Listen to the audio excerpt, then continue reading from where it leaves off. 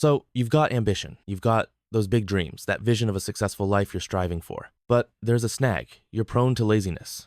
You know what you should be doing, but you're not doing it. This leads to a gnawing guilt, because deep down you know you're capable of more.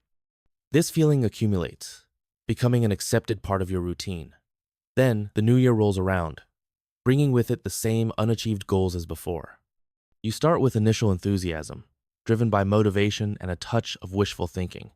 Yet, before long, procrastination creeps back in, like that uninvited relative who always shows up. This lingering procrastination solidifies into a daily cycle of inactivity, and you begin to define yourself as simply a lazy person. So, how do we break free from this cycle and conquer procrastination? There's no shortage of advice online, but most of it just addresses the symptoms, suggesting things like deleting social media or minimizing distractions. While those things can offer temporary relief, they don't address the underlying cause, inertia. In physics, inertia is the tendency of objects to remain at rest or in motion unless acted upon by an external force.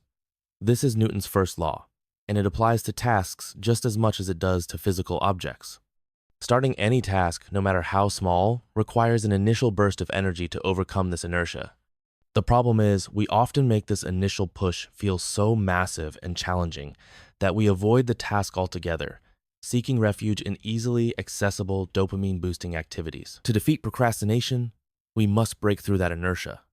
There are two effective ways to accomplish this. First, recognize that getting started is the most difficult part, and therefore you need to make the start as easy as possible. Reduce the perceived difficulty by breaking the task down into the smallest possible step. For instance, instead of thinking, I need to sit down and write this entire 5,000-word essay, tell yourself, I'm just going to write 50 words. This significantly reduces the feeling of inertia, making it much easier to get started without relying solely on willpower or discipline. Another helpful technique is the 2-minute rule. If you're resisting a task, simply commit to working on it for just 2 minutes. For example, if you don't feel like cleaning your room, put on a song, clean until the song ends, and then stop if you want to. The beauty of this approach is that you'll often find yourself continuing beyond the 2 minutes, or writing more than 50 words. That's because objects in motion tend to stay in motion. Once you get started, you build momentum, which helps you keep going. Initially, it's like pushing a ball uphill, but once you overcome the point of inertia, it becomes downhill from there. That's why it's crucial to make that initial push as small and easy as possible. Reduce the stakes and start with just 2 minutes.